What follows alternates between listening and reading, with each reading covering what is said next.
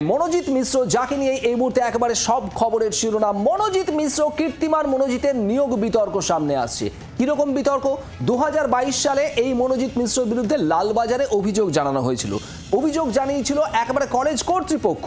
Vice principal Nayana Chattopadhyay তিনি অভিযোগ জানিয়ে বলেছিলেন কলেজের অনুষ্ঠানে গোলমাল বাঁধাতে পারে এই মনোজিৎ আর তার বাহিনী।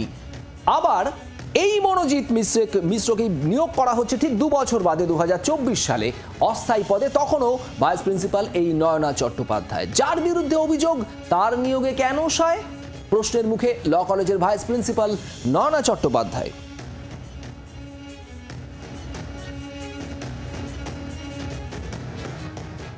কলেজের অনুষ্ঠানে মনোজিৎ মিশ্র গোলমাল করতে পারে এমন আশঙ্কা প্রকাশ করে 2022 সালের মার্চ মাসে লালবাজারে চিঠি লিখেছিলেন এই কলেজের বর্তমান প্রিন্সিপাল নয়না চট্টোপাধ্যায়। কিন্তু তাৎপর্যপূর্ণ বিষয় হলো তার 6 মাসের মধ্যেই এই সাউথ ক্যালকাটা ল কলেজে মনোজিৎ মিশ্রকে যখন অস্থায়ী হিসাবে নিয়োগ করা হলো তাতে সায় দিলেন তিনি।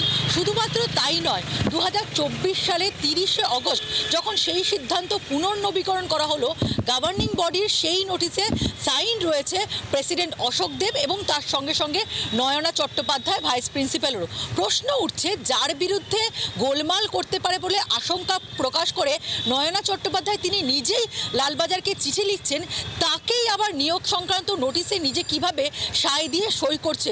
ক্যামেরা পার্সন জয়ন্তর সঙ্গে পিয়ালি মিত্র, জি 24 ঘন্টা, কলকাতা। বাংলার আওয়াজ, বাঙালির আবেগ, জি 24 ঘন্টা।